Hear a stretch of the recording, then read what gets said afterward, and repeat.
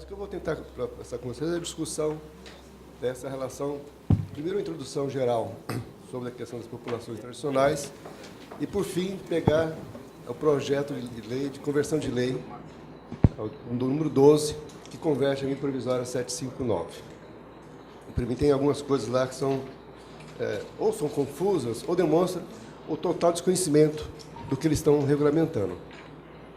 Então, a primeira questão, quando a gente discute regulação fundiária,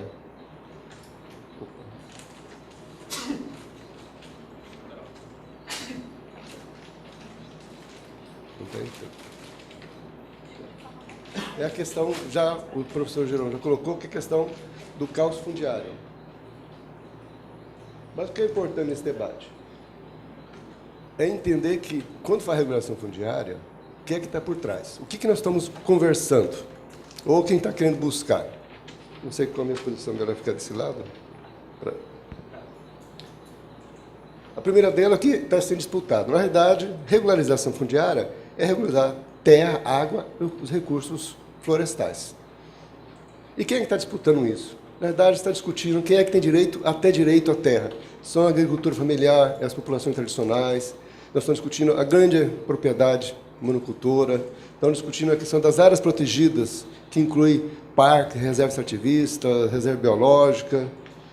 Estamos discutindo a questão da mineração, que na Amazônia ocupa um grande espaço. Quando ele ocupa, não é só o subsolo, mas também o solo e as influências próximas. A questão das madeireiras, que viram que só a concessão florestal não foi suficiente para acessar o recurso florestal. Você tem a pecuária como o fronte na ocupação e desmatamento na Amazônia. E você tem a urbanização e as áreas indígenas. Urbanização, hoje, na Amazônia, é fundamental. Você tem uma ideia? Apesar da Amazônia ser grande espaço, entre vazio e ocupado, mas hoje, em média, 70% da população vive em cidades grandes, médias e pequenas.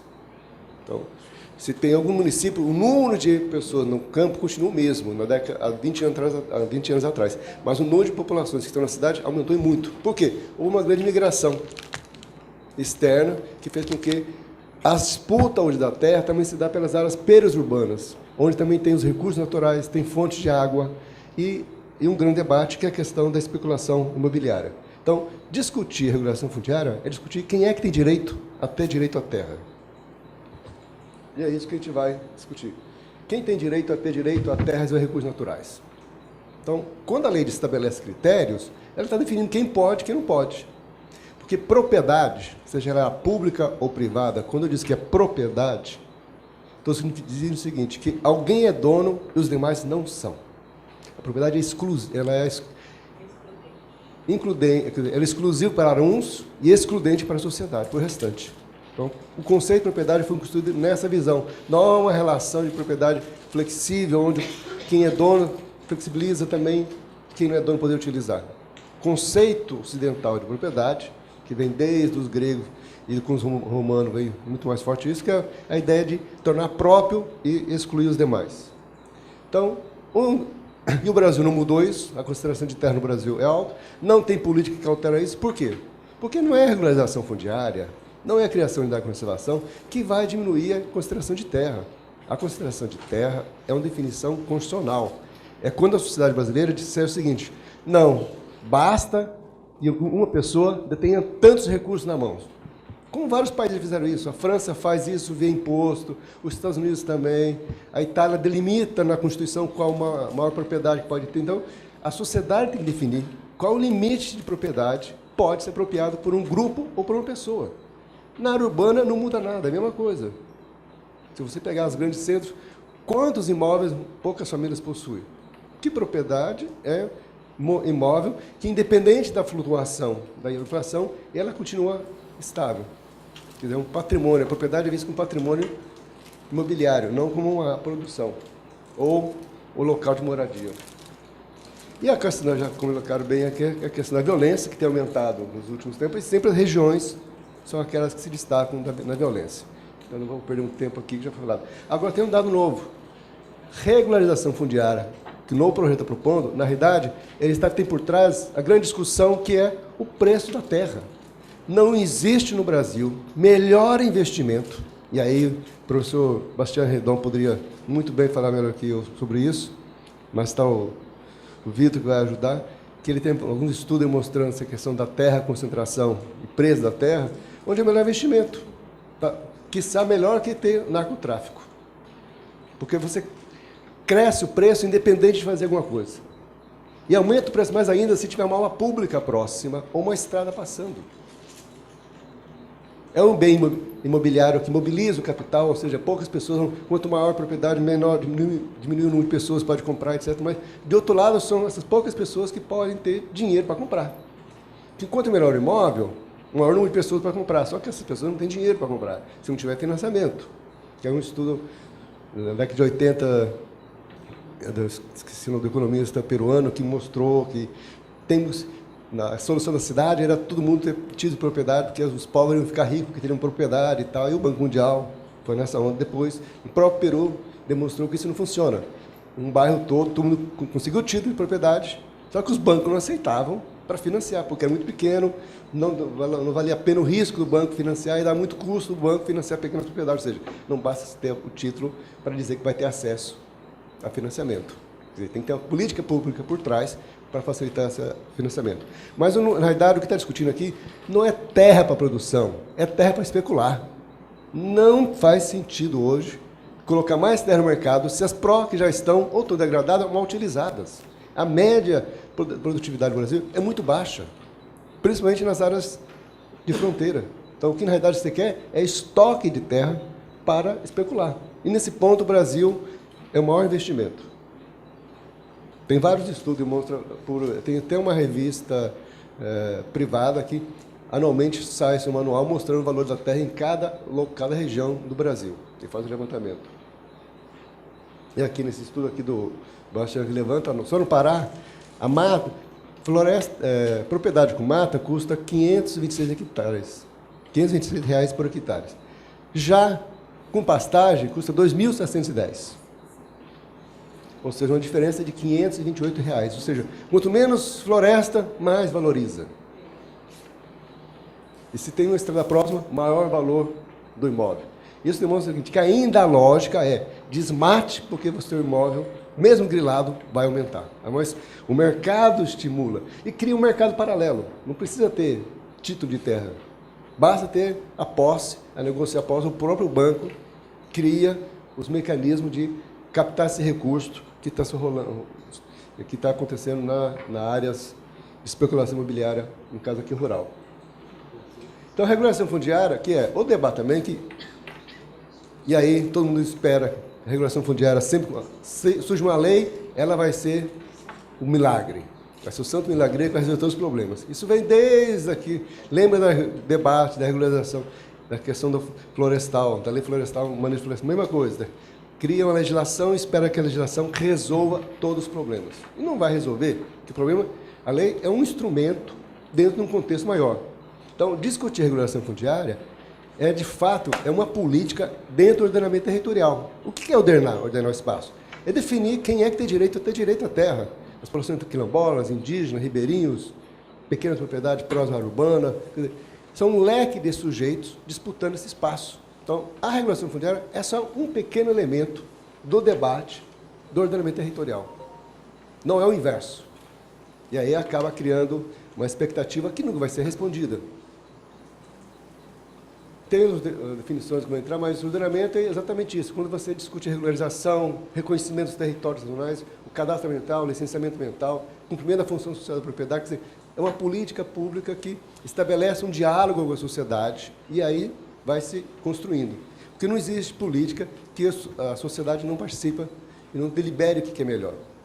E toda política é para ser alterada, todo planejamento é para ser alterado e adaptado conforme o momento histórico que está se vivendo. Legislação, como já disseram, não é problema nosso.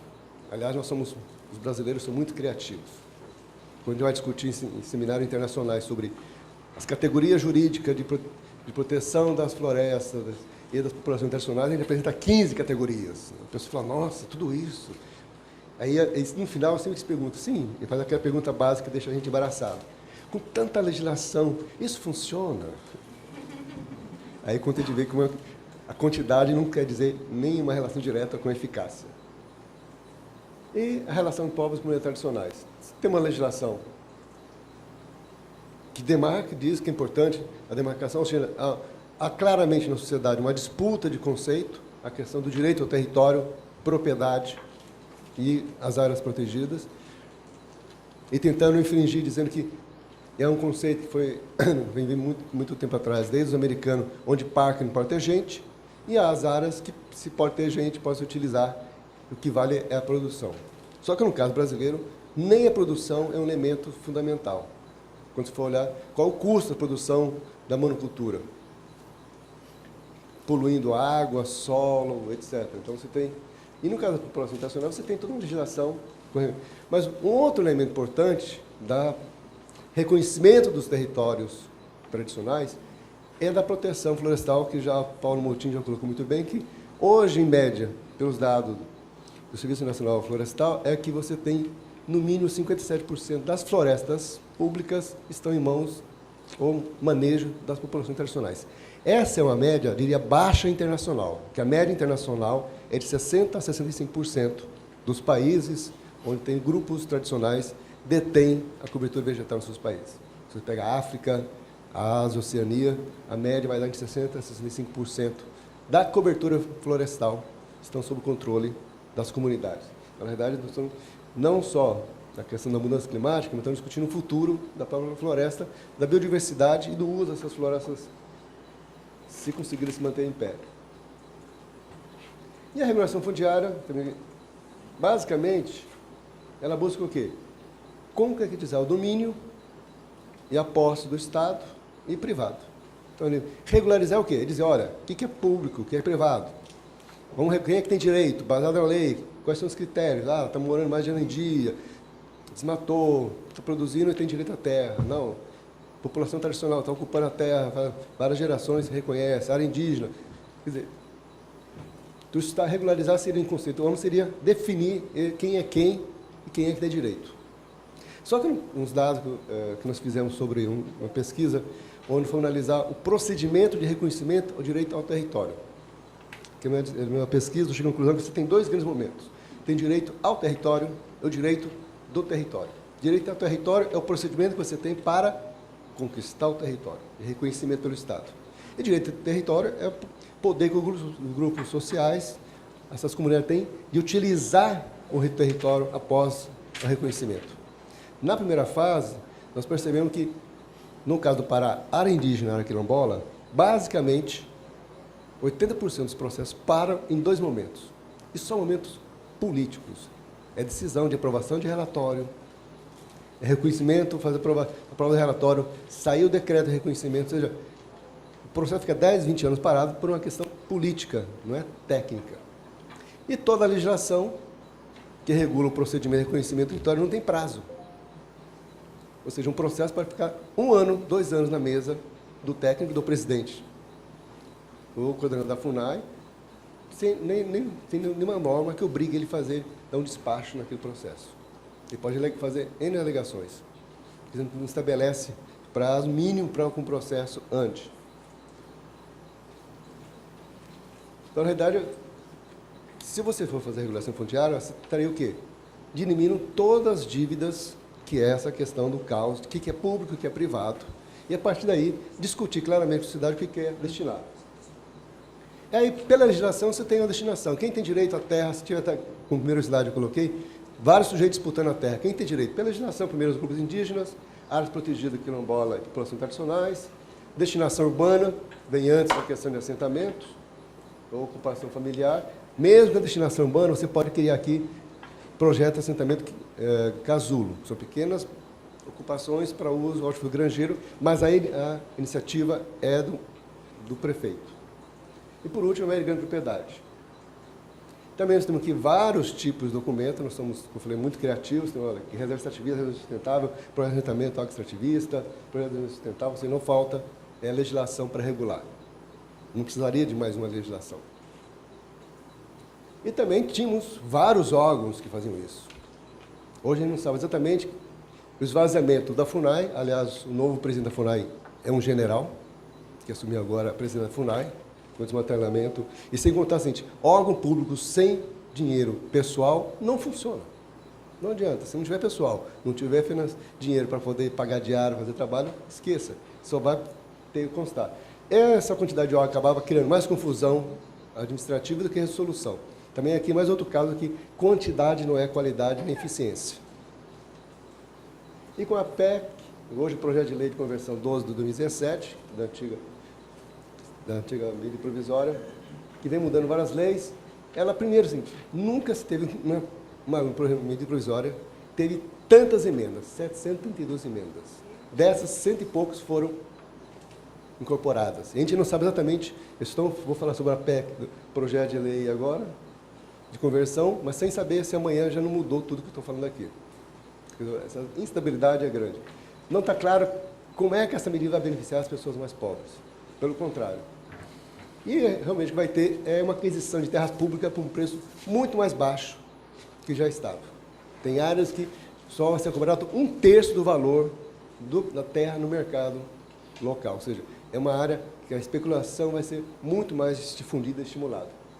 E é interessante, e a outra ideia, só das populações tradicionais, que eu vou fazer a análise rápida, é a ideia de tentar consolidar a qualquer custo os assentamentos. Diz lá, considera-se consolidado o projeto de assentamento que atingiu o prazo de 15 anos de sua implantação, salvo por decisão fundamentada do INCRA. Esse inciso, que muda a lei 8629, já dizia o seguinte, para consolidar, só pode consolidar se o assentamento RCB está ligado a programas de reforma agrária, recebe concessão de crédito, instalação, conclusão dos investimentos, apoio e a outorga do documento. Pela essa nova lei, não precisa disso. O que define que se um assentamento vai ou não ser consolidado é o prazo. Se ele tornou de maior, 18 anos, se você é capaz ou incapaz, não interessa. Está maior, está na rua, se te virem. Como se isso fosse factível. A outra é a titulação, que eu achei, mas que eu li, pode ser que eu esteja gripado, não esteja raciocinando tão bem. Mas lá no parágrafo 14 do artigo 18, que trata da distribuição de imóveis, diz lá o artigo, para fim de interpretação, a outorga coletiva, a que refere o parágrafo terceiro, em vermelho, que não está no edital, em vermelho está escrito o que diz o parágrafo terceiro desse artigo, não permite titulação provisória e definitiva à pessoa jurídica. Ora, todos os assentamentos criados, o governo exigia das populações uma associação, que, a meu ver, é um problema que viola o próprio grupo, porque viola a forma de organização do grupo. Isso é muito mais grave nas áreas indígenas. Eu falei, nossa, será que avançamos, que vamos reconhecer o grupo social independente de uma figura jurídica? Sempre minha preocupação, que eu achava um avanço. Óbvio que não. O que ele está dizendo, que não vai dar titulação provisória definitiva de pessoa jurídica, nós estamos voltando à discussão da DEC 70, ou seja, não existe propriedade coletiva, só individual. Como eles vão fazer isso? Eu não sei, mas o que inspira aqui, o que nos leva a essa discussão da DEC 70, que quando o primeiro título saiu, quilombola, o grande debate era, primeiro, se precisava de lei ou não para regulamentar. Segundo, que poderia ser coletivo ou título individual. Foi quando se criou, aqui no Pará, o primeiro título coletivo, aí parou a discussão, esvaziou. Mas o INCRA era contra dar título coletivo, na década de 80, início da década de 90. Aí os procuradores teve que se aposentar para rapidamente sair os processos. Ou seja, uma ação individual paralisa toda uma política pública social. Então, na realidade, o que significa isso? Dizer que não pode dar título para associação. E a outra é o seguinte, no Pará, dos 286 projetos de assentamento agroextrativista criado, só o assentamento agroextrativista Ilha Cinzas, em Gurupá, está matriculado no nome da União. Os outros demais não foram criados, tem um decreto de criação, reconhecimento, mas essas áreas não foram arrecadadas e não foram registradas no nome da União. Então, a União não tem certeza quanto da área exatamente ela criou, que cria esse problema do caos fundiário. Nem o próprio a União cumpre a obrigação legal que deve fazer. Ou seja, como é que você vai regularizar, titular uma área que nem o domínio está claramente definido no cartório, o nome da União? Vai dar o título para as pessoas independente do estado fundiário da unidade? E aí, por último, nós estamos falando aqui no Brasil todo, 9,2 mil assentamentos, quase 1 milhão de famílias assentadas, sendo que da Amazônia são 3.457 assentamentos aqui na Amazônia. só da gestão do INCRA são 2.953, ou seja, milhões de hectares, milhares de famílias que estão hoje nessa incerteza de como é que vai continuar o processo de regularização fundiária. Não estamos nem falando dos antigos, dos novos, mas dos antigos, que já foram criados e reconhecidos. E aí esse, o próximo, que o Paulo Moutinho já levantou no estudo do IPAN, demonstra exatamente isso.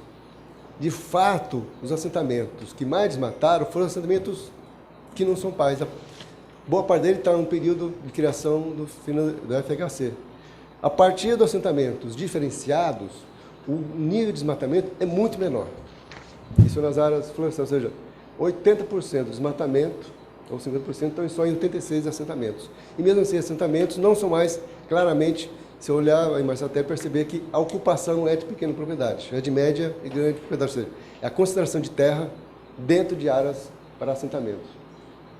E no CAR, nesse dado que a Folha divulgou no início do ano, o maior número de desmatamento ocorreu dentro do CAR. O assentamento 27%, unidade de conservação, terra indígena, 1% das áreas indígenas está desmatada. O que demonstra aqui que, na realidade, o CAR está tão desvirtuado quando ele originou, que ele é mais instrumento fundiário do que de proteção ambiental. Por quê? É simples. O CAR é iniciativa privada. Vou lá, o sujeito vai lá e faz o CAR. A partir daí, ele tem acesso ao banco, principalmente de pequena propriedade, média, porque ele tem um cadastro. Aí está regulamentada a parte ambiental. A parte ambiental, cabe quem? A fiscalização do Estado. O Estado que tem que ir lá fiscalizar, dizer se está cumprindo, não tem, se tem assinar um TAC, não tem, se vai pôr como é que está a situação fundiária. São dois aspectos, duas tarefas completamente distintas e bem estabelecidas. Como não vai ter ação do Estado, então o CAR, por omissão do próprio Estado, acaba servindo de instrumento de regulação fundiária e não de proteção ambiental. Isso leva-se como é que a política pode ser apropriada e distorcida por causa da ação já de décadas e décadas do poder público federal e estadual. Basicamente, demonstra o seguinte, que não é essa medida provisória ou o projeto de lei de conversão que vai mudar a questão fundiária. O que você vai ter é aumentar a tensão e a insegurança da terra. Eu não sei, baseada em que medida eles estão acreditando que as pessoas vão ficar passivas assistindo esse escalabro de Brasília, dizendo que eles, por lei, mudam a realidade brasileira. Se por lei até hoje, 500 anos, não conseguiram ainda exterminar todos os índios, quilombolas e pequena propriedade, não vai ser um governo transitório que vai conseguir mudar isso. Muito obrigado.